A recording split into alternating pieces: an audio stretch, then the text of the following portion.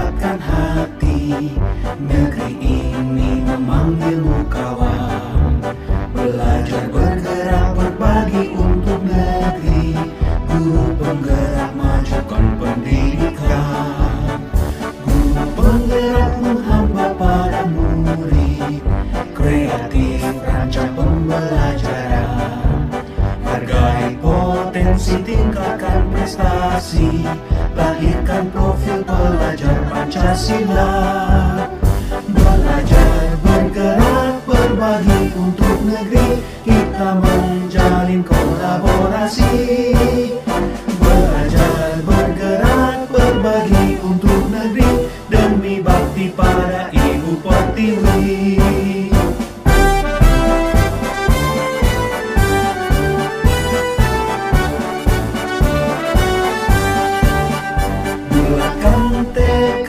Kuatkan hati, negeri ini memanggilmu kawan. Belajar bergerak berbagi untuk negeri. Guru penggerak majukan pendidikan. Guru penggerak menghamba pada murid.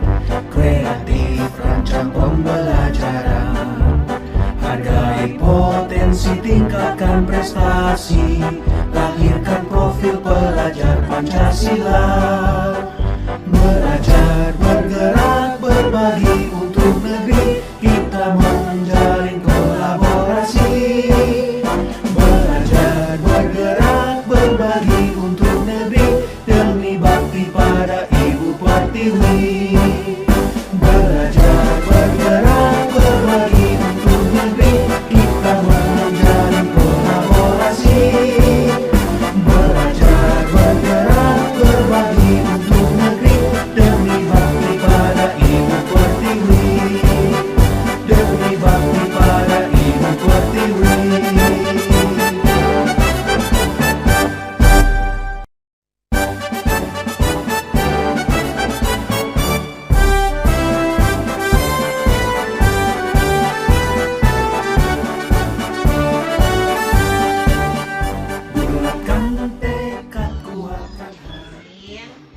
Ada tugas dari CGV yaitu pengimbasan ke Bekasi Jawa.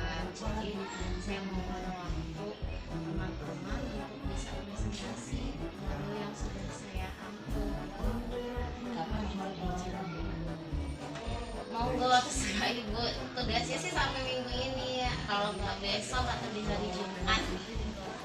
Tapi kalau bisa saya takut kayak kemarin. Jadi anak-anak bisa anak-anak dipulangkan baru nanti kita mulai gitu Bu. Takutnya nanti ada kayak kemarin. Jadi aja Bu. Berarti sekitar jam berapa pulangnya nanti saya? Jam 10 ya. Jadi dari jam 10 kita mulai ya Bu. Mohon izin ya Bu. Terima kasih banyak. Bulatkan tekad, kuatkan hati. Negeri ini memanggilmu kawan. Belajar bergerak berbagi untuk. Assalamualaikum warahmatullahi wabarakatuh.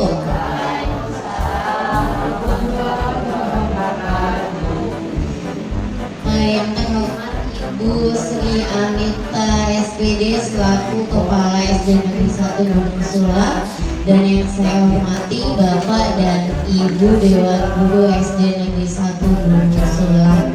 Alhamdulillahirabbil alamin. Puji syukur atas kehadiran Allah Subhanahu wa taala yang telah melimpahkan rahmat, nikmat, sehat kepada kita sehingga kita masih dapat berkumpul di sini dalam keadaan sehat walafiat.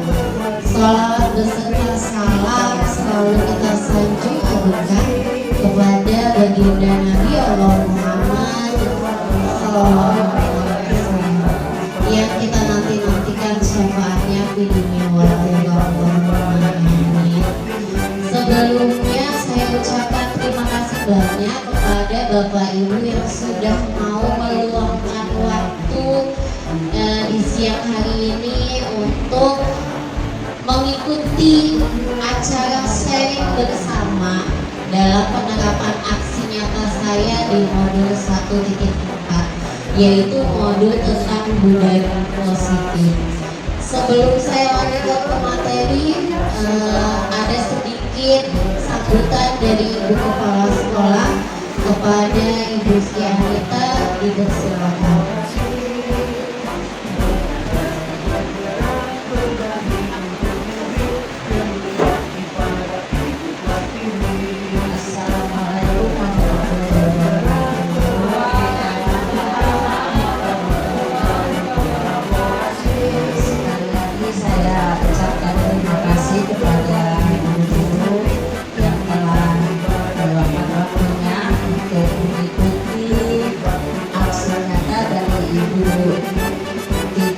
Dan mengikuti CGP.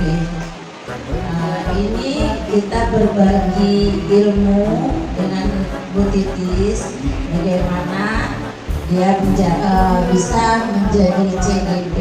Insya Allah nanti kita doakan bersama-sama supaya dia lulus dengan nilai baik dan bisa mengimbas ke guru-guru yang lain. Dan Ibu harap guru-guru yang lain akan menyusul Ibu Titis. Wabillahi taufiq wal hidayah. Wassalamualaikum warahmatullahi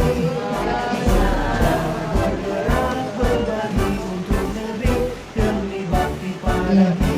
Terima kasih Ibu Kepala Sekolah atas masukannya kepada kita semua. Memang tujuannya adalah untuk mengamalkan guru pembimbing kepada teman-teman sekalian bahwa pelatihan ini tidak susah. Mungkin butuh waktu iya, tapi susah tidak. Kenapa? Karena semua yang sudah kami dapatkan di modul-modul yang sudah kami pelajari itu sebetulnya Bapak Ibu itu sudah terapkan di sekolah jauh-jauh dari dulu. Tapi ini hanya dibahas ulang. Kami mulai ya Bapak Ibu, saya mulai ya. Modul yang pertama ini aksi nyata saya di modul 1.4, yaitu tentang budaya positif yang saya lakukan di SD Negeri 1 Gunung Sulap. Mungkin tidak usah perkenalan ya, Bapak dan Ibu sudah kenal, saya adalah CGP Angkatan 5 dari Kota Bandar Lampung, dan mudah-mudahan nanti akan banyak CGP-CGP lain di SD Negeri 1 Gunung Sulap ini. Sebelum dimulai, saya kasih tebak kata dulu ya Bapak Ibu. Saya tampilkan gambar ini, tebak gambarnya mudah, gampang sekali. Mungkin bisa langsung cepet kalau yang nyambung. Nah, sudah siap ya Bapak Ibu ya? Oke. Jago apa?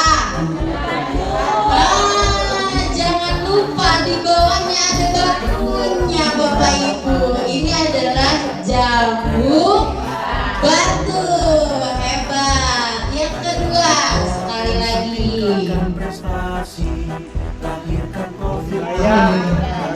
Kayu. Ada yang ketinggalan. Daun. Ayam. Hebat nih, pintar ya kalau dulu ke SD ini jempolan lah pokoknya. Satu kali lagi ya. Satu kali lagi. Ayo. Ayo.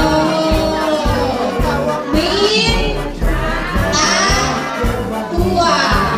Ya hebat, tepuk tangan dulu buat kita semua. Hebat nih kalau ibu-ibu mah, apalagi masalah minta uang cepat ya. Kita mulai ya Bapak Ibu, saya masuk ke materi kita adalah budaya positif. Salah satu budaya positif yang sudah biasa kita lakukan dari dulu itu adalah disiplin.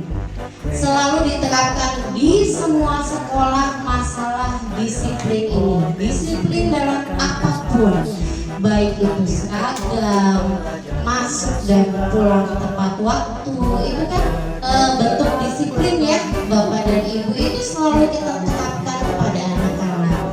Seperti tadi yang sudah saya bilang bahwa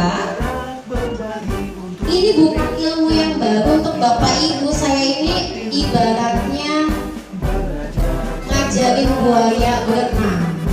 Ibaratnya seperti itu, karena bapak ibu itu sudah penuh dengan pengalaman-pengalaman yang jauh lebih banyak daripada saya. Makanya saya bilang kita hanya sharing ya bapak dan ibu. Nah, menurut Ki Hajar Dewantara menyatakan bahwa untuk mencapai kemerdekaan atau dalam konteks pendidikan kita saat ini, untuk menciptakan murid yang merdeka, syarat utamanya adalah harus ada disiplin yang kuat. Nah, disiplin yang dimaksud ini adalah disiplin diri Bapak dan Ibu yang memiliki motivasi internal. Jika tidak memiliki motivasi internal, maka kita memerlukan pihak lain untuk mendisiplinkan diri kita, atau disebut dengan motivasi eksternal, karena memang berasal dari luar. Itu yang kita hadapi di sekolah saat ini. Anak-anak, himbauannya, dia punya motivasi internal. Motivasi internal itu apa, Bapak dan Ibu? Motivasi internal itu adalah motivasi yang timbul dari diri mereka sendiri. Tapi kalau anak SD susah ya. Kalau kita ngajarnya di SMP, SMA, mungkin kayak Bu Mardiana ketemu anak di SMP sudah enak gitu. Bu Tiara pernah ngajar SMP sudah enak, bahwa anak sudah berpikirnya kritis sendiri. Tapi kalau di SD butuh kita itu ada di motivasi eksternal, karena motivasi datangnya dari luar. Jadi anak belum bisa, aduh jangan buang sampah sembarangan lah, nanti takut banjir, nanti takut lingkungannya jadi tidak sehat. Belum seperti itu, tapi dia masih merasanya buang sampah lah, nanti kena marah Bu Titis kalau nggak di tempatnya. Seperti itu. Jadi itulah peran kita di sini sebagai motivasi eksternal. Walaupun himbauannya anak memiliki motivasi internal sendiri. Dia sadar sendiri apa yang dia lakukan. Kemudian ada kontrol Bapak dan Ibu, bahwa kita harus meyakini nih, semua tindakan baik itu benar atau salah, itu semua ada tujuannya. Dalam tanda kutip, kita tidak boleh langsung menyalahkan anak lah, kasarnya seperti ini. Karena semua tindakan yang dilakukan sama anak, mau itu benar atau itu salah, semua pasti ada tujuannya. Nah, itu yang harus kita yakini sebagai teori kontrol di sini. Kemudian disiplin ini juga sebagai bentuk kontrol diri, yaitu belajar untuk mengontrol diri sendiri agar dapat mencapai suatu tujuan mulia. Tujuan mulia ini kita sebut dengan nilai-nilai kebajikan. Kalau zaman dulu ada Pancasila ya Bapak Ibu. Pancasila pelajarannya belum seperti yang sekarang ini. Itu kan nilai-nilai kebajikan. Royong, saling menghargai, menghormati yang berbeda agama, seperti itu ya. Itu nilai kebajikan. Kalau kita kaitkan dengan sekarang, Bapak Nadiem, apa Bu? Kita kurikulum Merdeka Belajar. Iya. Terus kita harus menciptakan siswa yang bagaimana? Pelajar Pancasila, seperti yang kemarin itu Bu Sriwati bilang. Kita ini karena kurikulumnya Merdeka Belajar, jadi nilai-nilai kebajikan kita ini disesuaikan dengan profil pelajar Pancasila. Ada berapa Bapak Ibu kemarin? Ada 6 ya, ada 6. Yang pertama itu beriman dan bertakwa kepada Tuhan Yang Esa dan berakhlak mulia. Kedua, berkebinekaan global.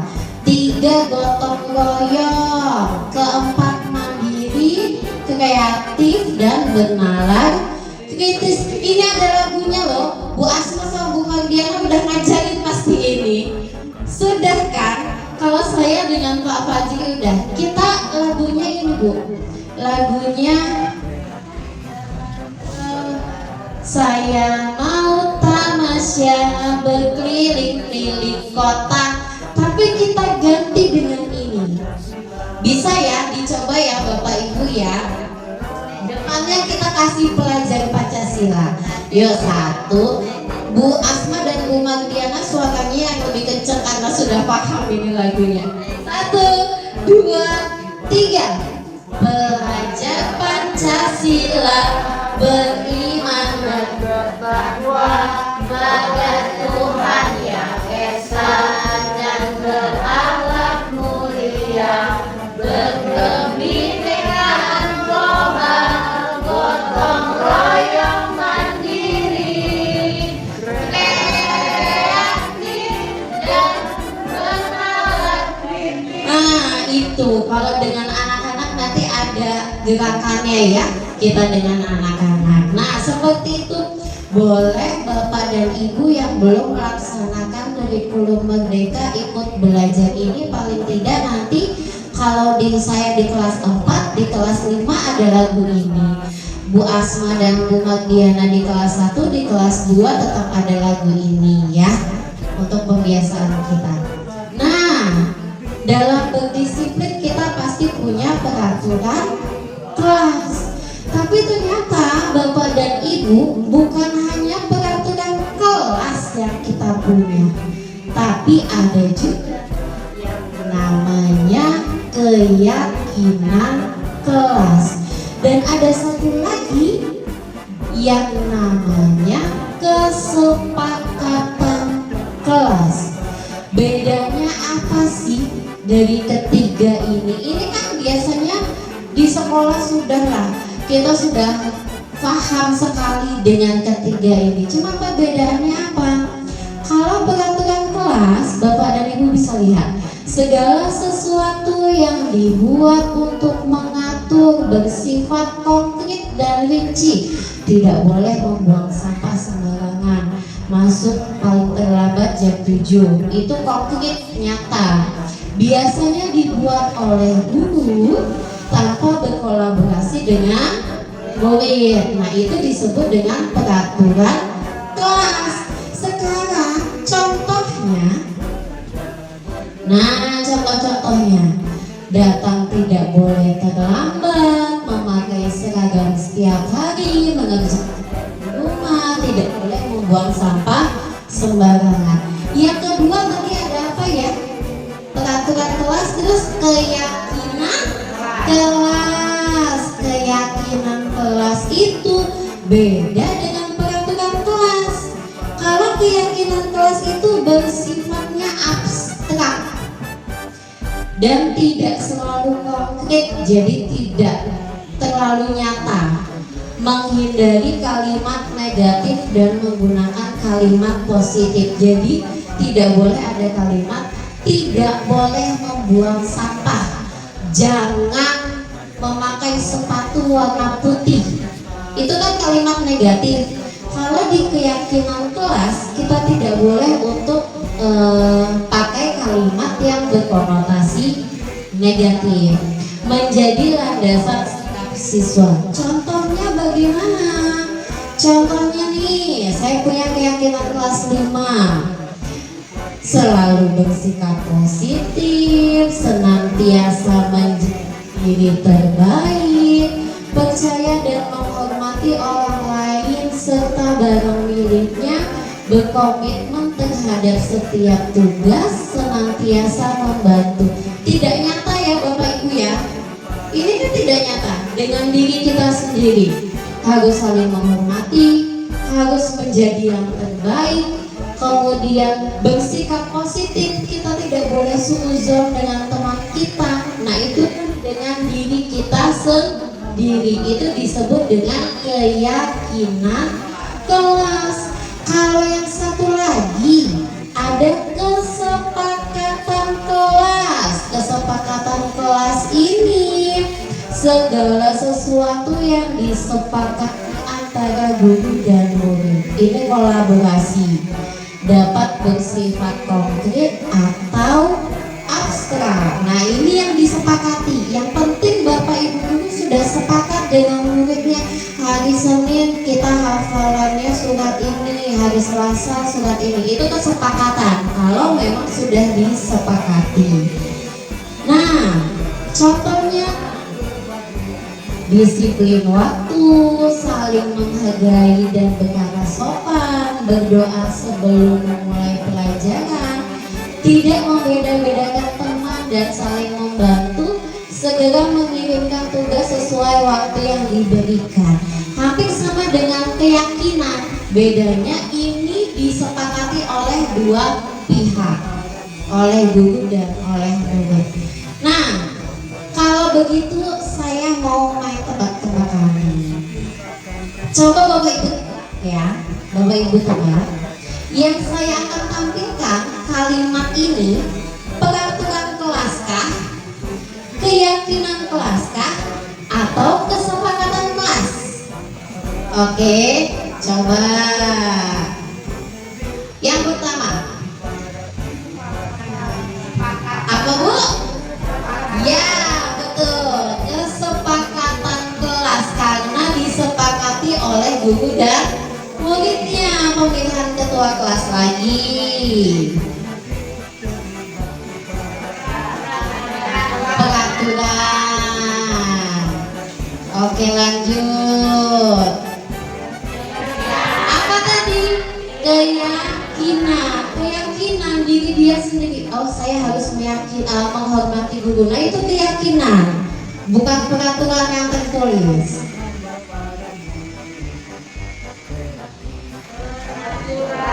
Peraturan ya, boleh peraturan, boleh kesepakatan kalau memang disepakati oleh guru dan siswa. Oke, satu lagi.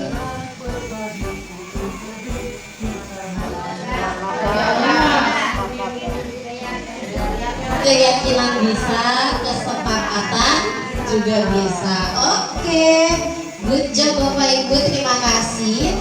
Nah, saya butuh volunteers deh, sukarelawan deh, 4 sukarelawan. Yuk, siapa yang mau? Ditanya ke Bapak Ibu. Yuk, angkat tangan yuk. Siapa yang mau nih? 4 sukarelawan, ayo.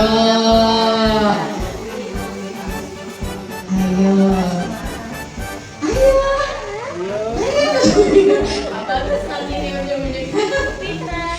Ya. Ayo. Ayo dulu ngapa-ngapain sudah.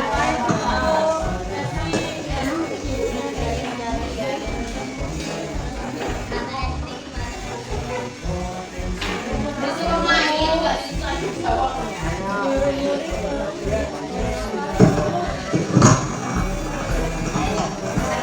Pak Bagus, 1, 2. Bu Tiara, 3. Bu Ida, siap. 1 lagi, Bu Asma. Oke. Ada 4 ya, saya sudah punya 4 sukarelawan. Saya pasangin dulu deh pasangannya, Pak Bagus sama Bu Tiara, Bu Ida sama Bu Asma. Ya. Tugasnya adalah, Bu Desi shootnya dari sini. Tugasnya adalah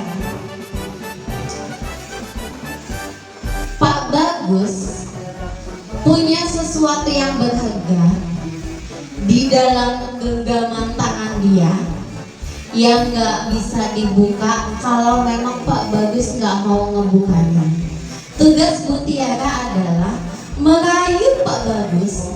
Gimana caranya Pak Bagus bisa buka ini? Terserah dengan apapun.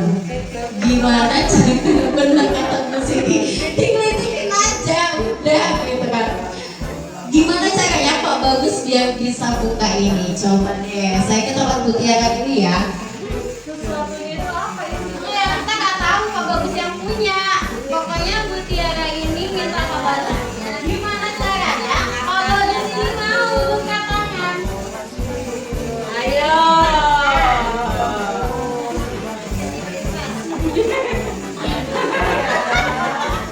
Ayo. Gombal-gombal bisa ya? Boleh, boleh.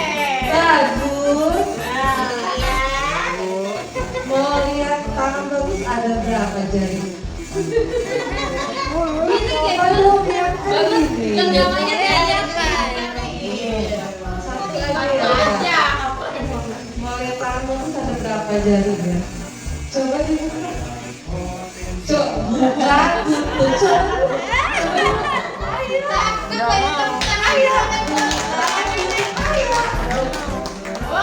Kita permainan buka, tutup, ayo bagus.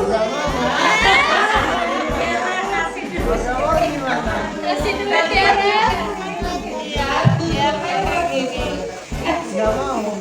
Tutup, buka. Kalau tutup, kalau tutup berarti kita belum tutup. Kalau buka, berarti kita normal. Baru normal enggak ya? Biar dibuka yuk. Tutup, buka. Tutup.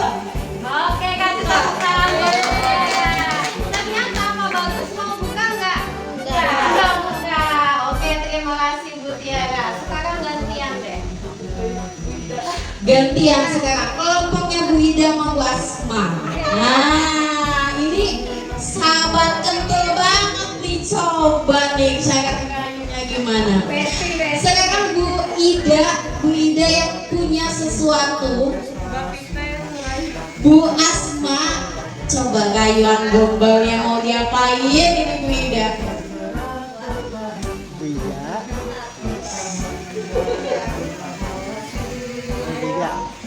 Buja. Jangan dulu ya. Soan ya. Teman ya. Kita kan partner. Boleh lihat kukunya nggak?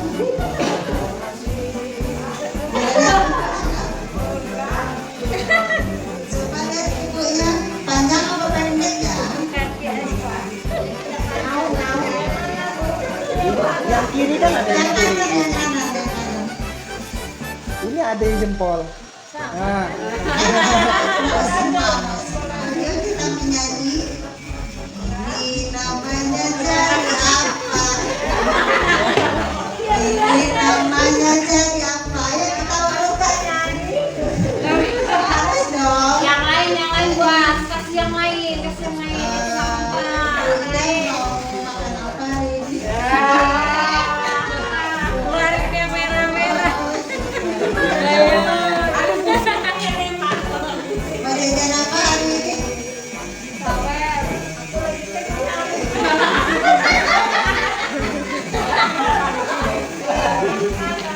Oh, udah makan ya.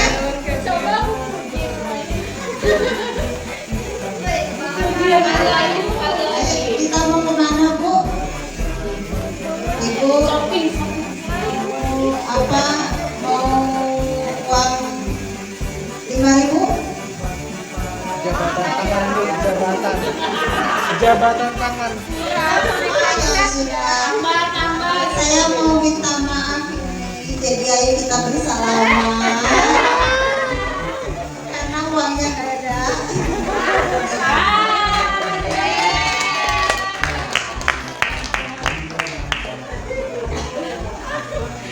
Oke. Jadi yang kedua, Bu Ida membuka atau tidak?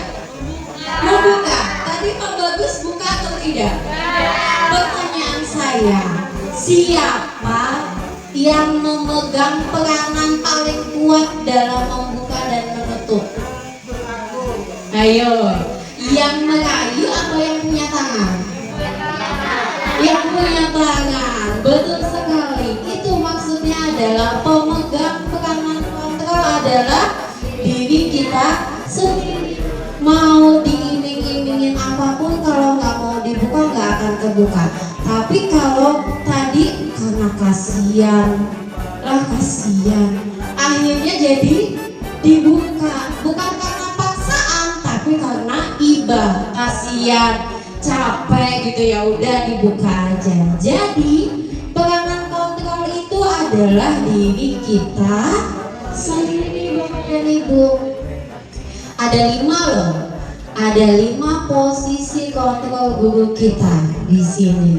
Posisi yang pertama itu ada penghukum. Yang kedua pembuat merasa bersalah. yang ketiga teman, keempat pemantau, dan yang kelima adalah manajer. Secara tidak langsung ini bukan ilmu yang baru seperti saya yang tadi bilang. Ini dari lama juga kita sudah tahu, tapi kita tidak tahu nama-namanya dan kita harus seperti apa, Bapak dan Ibu. Saya mulai dari yang pertama ya, penghukum. Kita tahulah kalau penghukum itu bisa menggunakan hukuman fisik atau verbal. Tidak hanya mencubit, tidak hanya telinganya dijewer atau dipukul, tapi juga bisa dengan verbal. Verbal itu maksudnya adalah ucapan. Ucapan yang menyakiti siswa itu juga hukuman untuk siswa. Nah, kemudian orang yang menjalankan posisi penghukum senantiasa mengatakan bahwa sekolah memerlukan sistem atau alat yang dapat lebih menekan murid-murid lebih dalam lagi. Nah, di penghukum ini Bapak dan Ibu, biasanya nada suaranya tinggi, bahasa tubuhnya matanya melotot, jadinya menunjuk, ini penghukum. Kemudian kata-kata yang diucapkan, patuhi aturan saya, kalau tidak awas kamu ya. Sama, saya juga melakukan semua ini. Jadi ada 5 posisi kontrol ini saya juga pernah melakukan sebelum saya belajar ini. Jadi saya melakukan penghukum tidak boleh memang, tapi kembali lagi ke habitat kita, kembali lagi ke siswa kita seperti apa. Kan seperti itu ya Bapak dan Ibu yang lebih tahu lah sistem ini seperti apa. Kamu selalu salah ya, gitu. Selalu saja. Pasti kamu selalu yang terakhir selesai. Nggak nyubit ini, tapi kata-katanya verbal menyakiti hati itu termasuk dari penghukum. Dan biasanya anak yang sudah dihukum itu, saya punya anak itu mungkin ada yang kenal Adelvin namanya. Kalau ada sesuatu yang dia nggak suka, dia langsung coret-coret meja, ada aja yang ini untuk melampiaskan kemarahan dia, gitu. Itu anak yang dari hukuman itu seperti itu. Yang kedua ada pembuat merasa bersalah. Saya juga ini pernah, ternyata Bapak Ibu kita sama pengalamannya lah paling tidak. Pembuat rasa bersalah ini pada posisi ini biasanya guru akan bersuara lebih lembut tapi nyelekit gitu ya, ngebuat anak ini kayak salah bener. Nah, nih membuat rasa bersalah akan menggunakan keheningan yang membuat orang lain merasa tidak nyaman, merasa bersalah atau rendah diri. Biasanya nih kata-katanya ini kata baku ya Bapak dan Ibu. Ibu sangat kecewa sekali loh dengan kamu nak. Nah, lembut loh itu. Tapi kita membuat anak merasa bersalah. Berapa kali Bapak ini harus beritahu kamu ya? Atau gimana coba kalau orang tua kamu tahu kelakuan kamu yang seperti ini? Nah, ini pembuat rasa bersalah. Siswa yang mendapatkan perlakuan gurunya membuat merasa bersalah, biasanya akan merasa bersalah telah mengecewakan ibu atau bapak gurunya. Murid akan merasa menjadi orang yang gagal dan tidak sanggup membahagiakan orang lain. Kadang-kala sikap seperti ini lebih parah daripada sikap yang tadi penghukum. Kalau penghukum dimarahin, kita marahin, sudah selesai sudah gitu. Tapi kalau yang merasa bersalah, dia akan sakit hatinya akan lebih dalam daripada yang tadi penghukum. Yang ketiga ada teman. Nah, ini saya paling senang. Tapi ternyata bukan posisi ini yang diminta oleh Merdeka Belajar. Ini saya senang sekali berteman dengan murid, dengan siswa kita. Saya sangat senang sekali. Tapi ternyata Bapak Ibu bukan posisi ini yang diminta sebetulnya.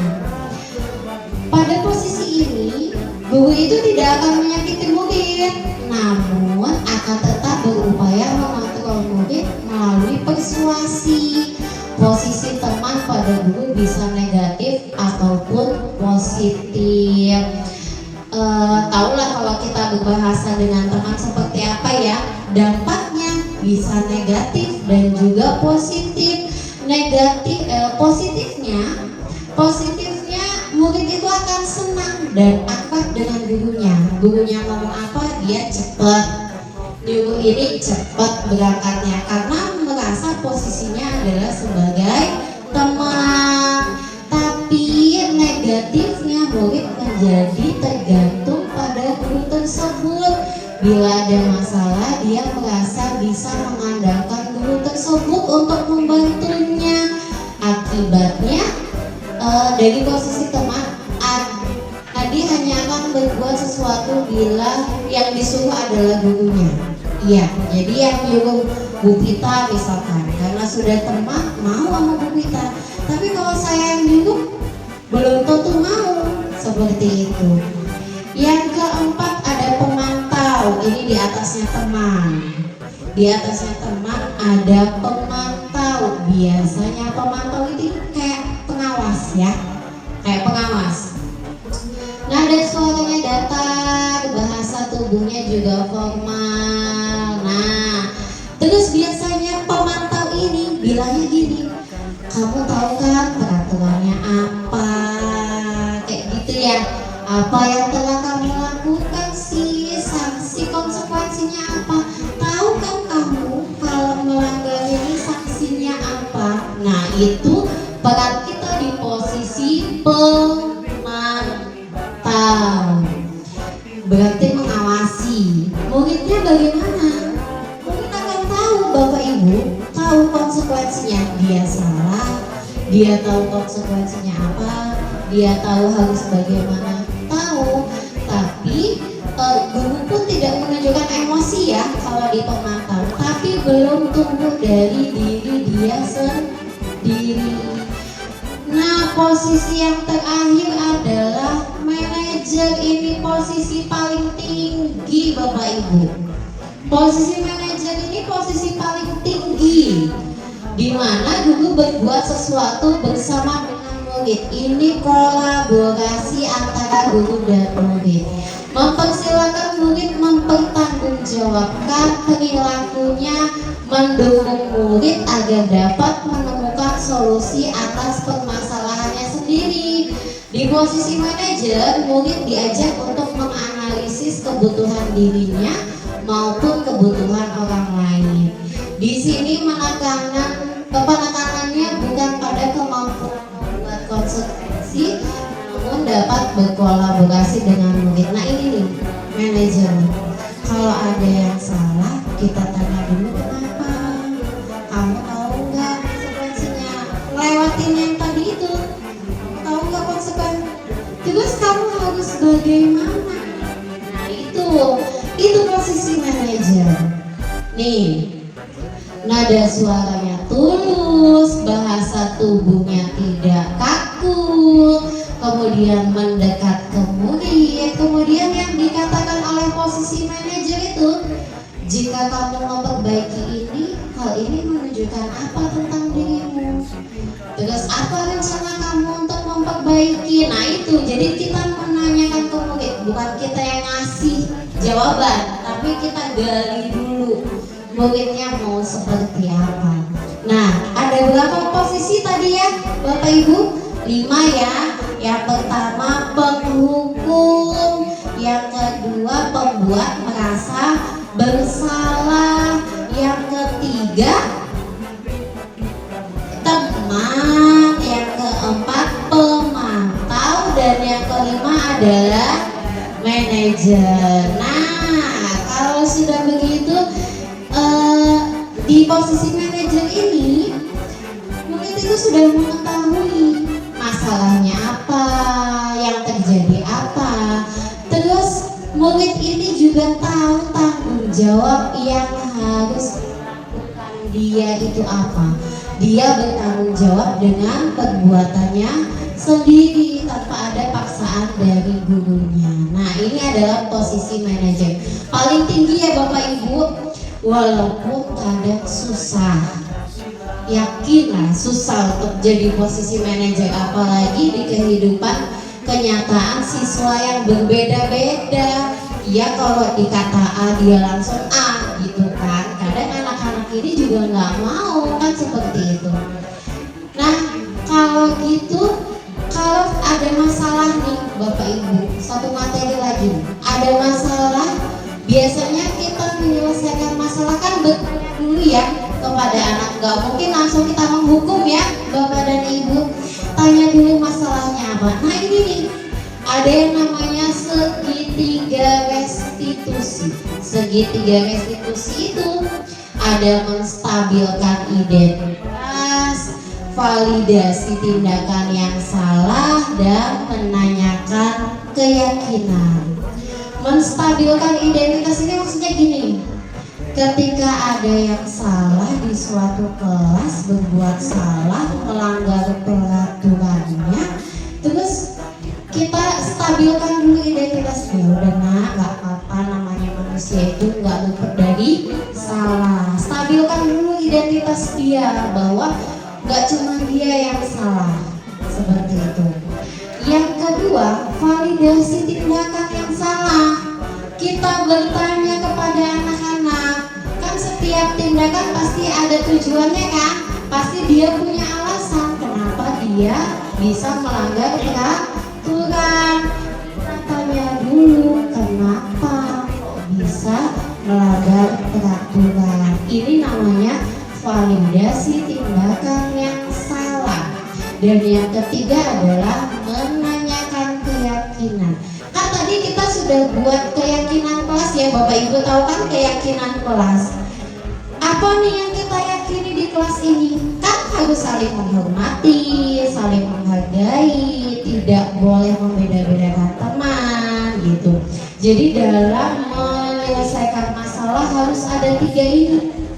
Harus ada tadi menstabilkan identitas, validasi masalah, dan juga menanyakan keyakinan. Nah, tebak lagi dong Bapak dan Ibu.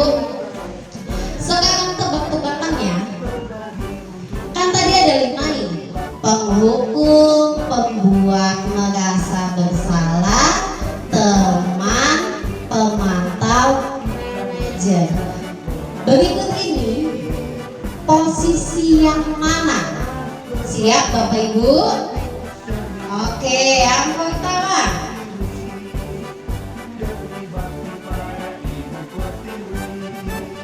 Ayo. Apa ini? Apa Bu? Pemantau. Karena Bu Siti bertanya, kamu tahu kan sanksi atau konsekuensinya apa? Itu sebagai pemantau kita. Yang kedua,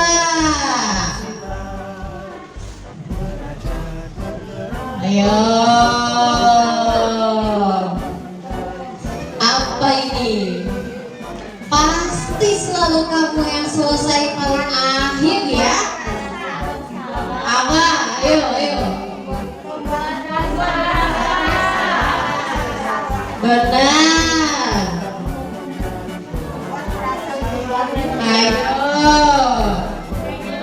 Ayo tadi ini adalah posisi penghukum. Kan penghukum tidak hanya mencubit Bapak Ibu, tapi dengan kalimat-kalimat verbal, kamu terus yang terakhir selesai, kamu lagi gitu kan ya kita. Saya juga masih sering seperti itu ternyata. Saya juga sering seperti itu karena memang lingkungan kita yang tidak bisa kita langsung jadi manajer itu kan nggak bisa gitu. Lagi ya Bapak Ibu nih yang ketiga nih.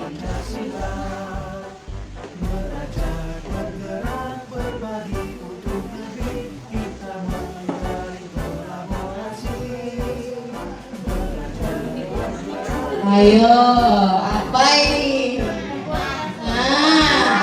yang lain apa? Pembuat merasa bersalah. Kenapa kayak gitu sih nak? Nanti ibu lo yang dimarahin kepala sekolah. Gitu kan? Jadi kayak anak ini salah banget. Padahal kenyataannya apa Bapak Ibu? Saya nggak bilang apa-apa. Iya kan? Saya nggak bilang apa-apa. Tapi saat ibu kepala sekolah, saya juga begitu masih. Saya kepala sekolah datang, duduk kan kayak gitu. Padahal saya nggak bilang apa-apa. Kata ibu kepala sekolah kan. Nah, lagi Bapak dan Ibu. Apa ini? Apa kabar bro? Tidak kan sama Dadi. Ini posisi sebagai apa? Teman. Lagi.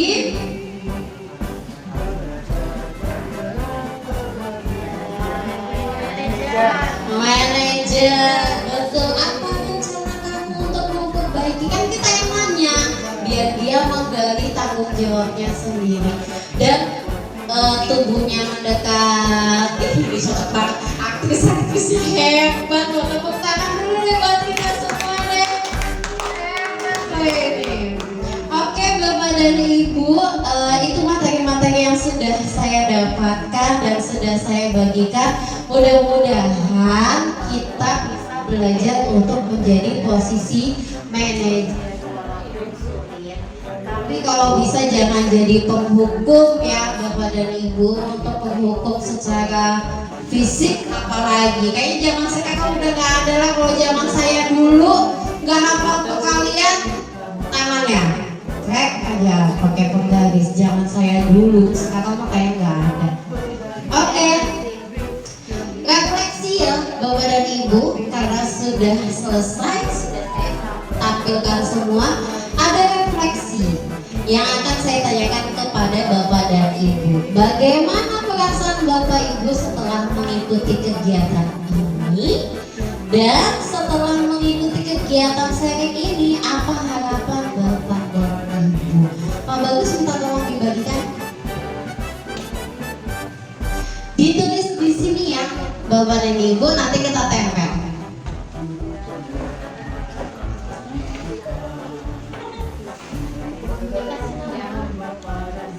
Kasih nama boleh nggak?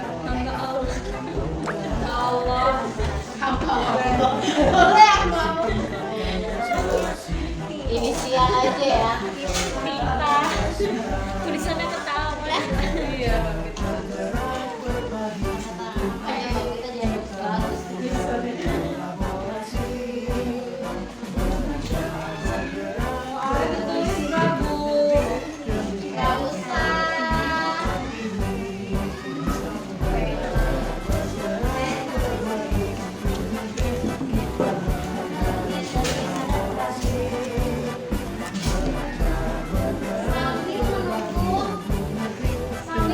Bapak dan Ibu menulis, apakah ada yang ingin bertanya?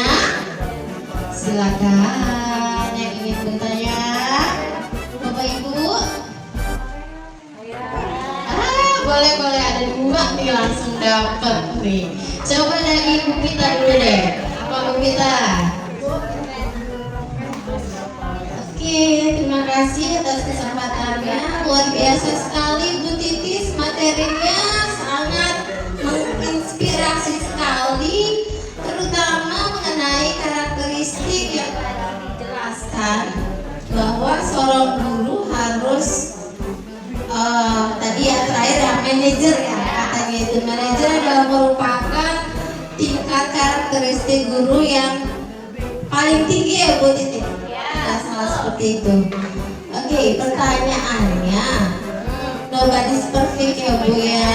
Kita sebagai guru pasti ada turun naiknya emosi dari rumah dibawa ke sekolah. Jadi untuk mencapai manajer tingkatan yang terakhir itu perlu proses ya Bu ya. Nah pertanyaannya, bagaimana jika kita sudah mengusahakan karakter kita sebagai sebagai guru udah tingkat ke manajer nih, sudah baik ya, udah perfect, sudah bagus.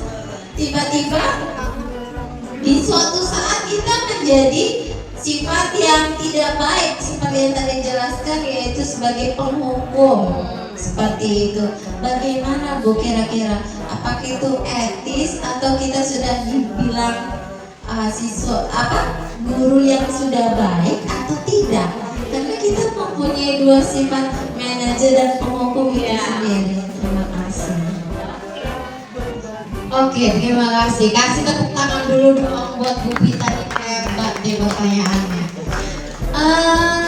Jadi Bapak Ibu, memang posisi yang paling tinggi adalah manajer. Tapi benar, tidak ada manusia yang sempurna. Pasti ada keselnya, kan kayak gitu. Tapi Bu Pita boleh mengadopsi posisi yang lain, tapi jangan sampai mengadopsi posisi yang menghukum.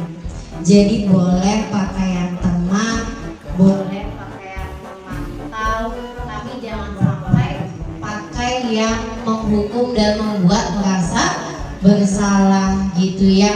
Hukumannya diganti dengan yang lain, jangan menyakiti secara verbal atau fisik, tapi boleh misalkan istighfar berapa kali gitu, atau nulis bismillah deh.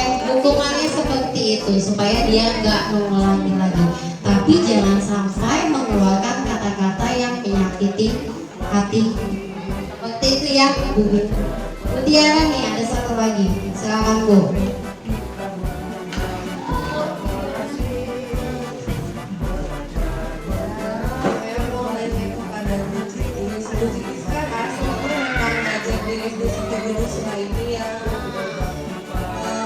Sudah tahu lingkungannya bermacam-macam, tingkah laku anaknya bermacam-macam. Yang saya tanyakan itu bagaimana sih cara kita guru untuk melakukan kebudayaan yang positif itu di sekolah kita ini dengan karakter anak murid yang berbeda-beda ya. Oke, kasih yang pas dulu.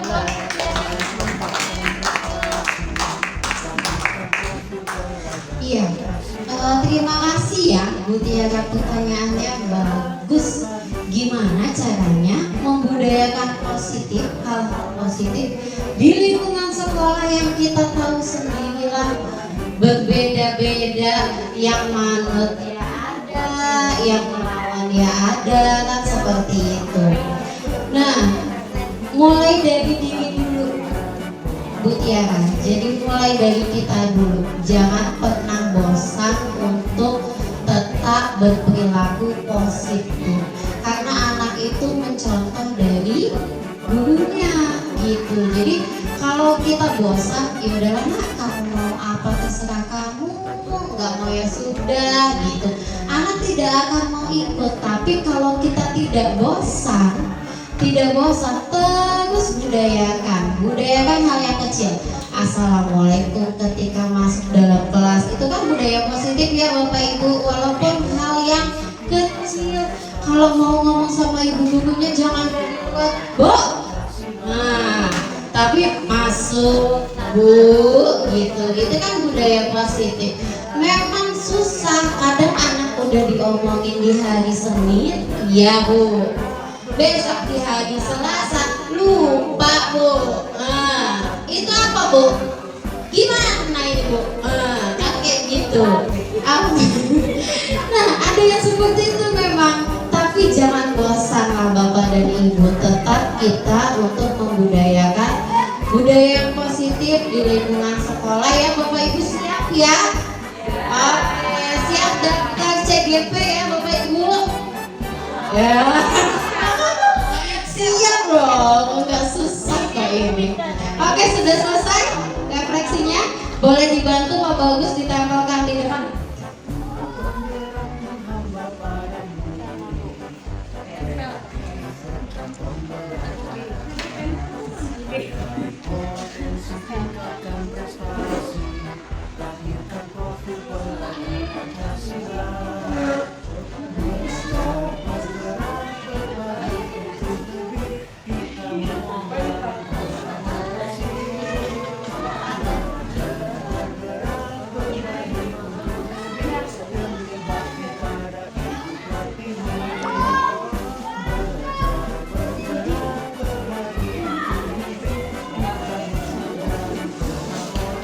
masih ada Bapak Ibu?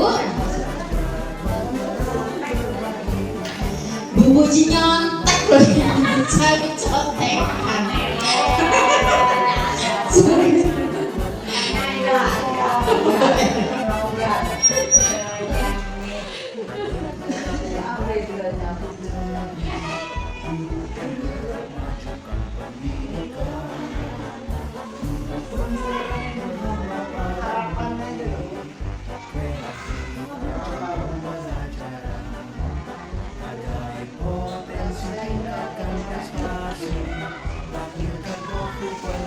Sudah? Cukup? Masih ada? Oh masih ada Buyun.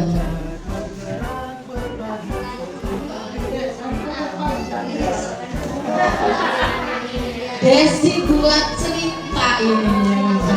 Harapannya banyak banget cewek-cewek ini.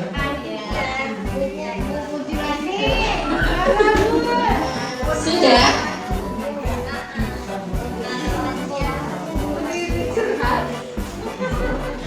Malah curhat. Sudah? Oke, sambil nunggu Bu Puji ya. Saya bacakan. Ini kan gak ada nama ya Bapak Ibu ya. Oke. Perasaannya happy, excited. Terima kasih. Alhamdulillah menambah wawasan ilmu. Merasa mendapatkan hal yang positif untuk ditanamkan di dalam diri. Perasaan setelah mengikuti hal-hal yang positif yang bisa diterapkan di sekolah. Oke, alhamdulillah dapat menambah ide dalam pembelajaran di sekolah. Dengan adanya kegiatan ini, saya menjadi lebih tahu tentang bagaimana cara belajar mengajar saat ini. Oke, merasa terbantu dan menambah pengalaman agar menjadi guru yang lebih baik lagi. Banyak sekali informasi mengenai karakteristik guru yang baik. Sangat senang sekali. Oke, perasaan happy karena jadi menambah ilmu. Ayo, Bu Puji mana ini kumpul ini. Baca ini.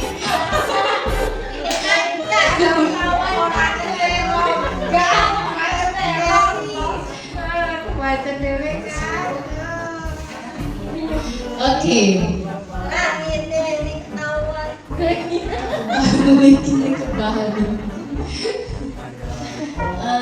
Terinspirasi dan mendapat pengetahuan yang pasti senang. Oke. Ini maksudnya.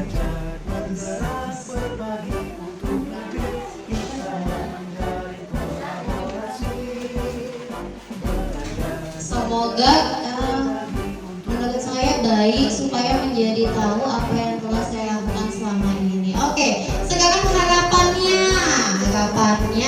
semoga makin sukses ke depannya.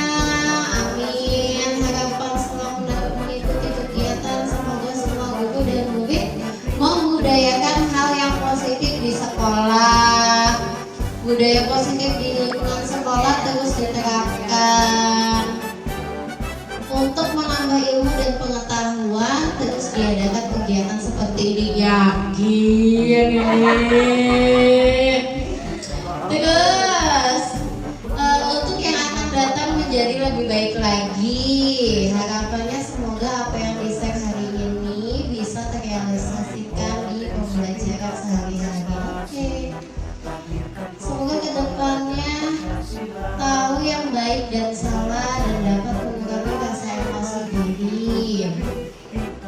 Harapan saya sering-sering ada acara seperti ini ya. Benar. Besok gantian ini yang di sini kan. Nah, Bu Titis jadi kepala sekolah. Semoga menjadi motivasi untuk memperbaiki diri sebagai guru di sekolah. Bisa melakukan membudayakan budaya yang positif di sekolah.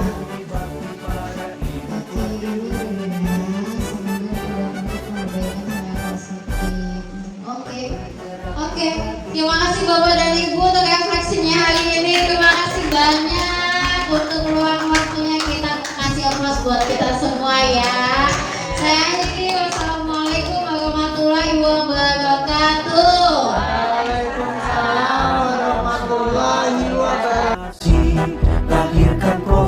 belajar Pancasila.